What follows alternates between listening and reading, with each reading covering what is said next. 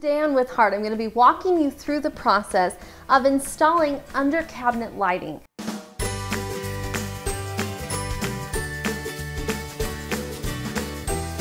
Now, it's one of those projects that's kind of a pain to do, but it can really take your kitchen up a notch. So first I want to explain why we chose the lighting that we did. So we went with a xenon puck light, and this is what it looks like.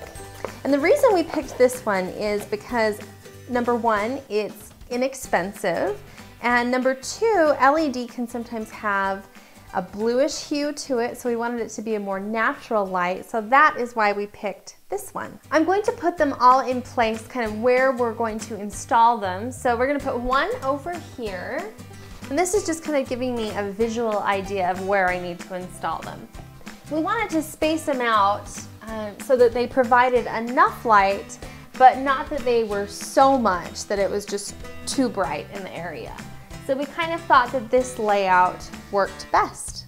We want to install a third switch right here to easily turn on the under cabinet lighting. The previous owners had a really cheap solution. It was just a little button switch underneath here, and it just looked really, really terrible. So we're going to do it the right way this time and install wiring all behind where the backsplash was, and then eventually we'll repair it all, redo the backsplash, and it'll look professional and clean. Before you can install the lights, you first have to put all of the wiring in place.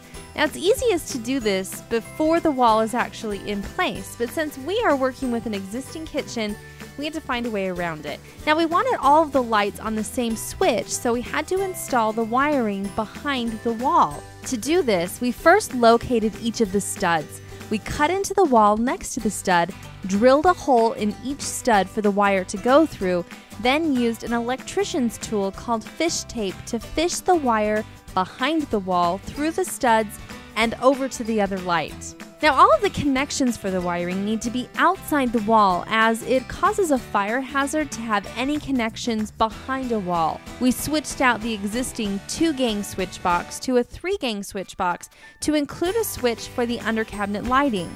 Once the wire was through the wall, it was time to connect the lights.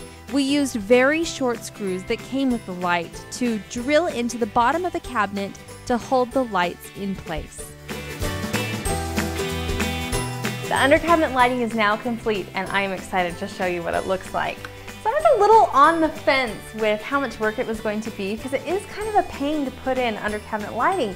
But if you're going to do construction, I say go for it, because I think the mood that it sets in my kitchen, especially at night, is so beautiful, and it really makes your kitchen look so much more high-end. So now that this is complete, we can move on to the next project, which is the backsplash. Stay tuned. Thanks for watching.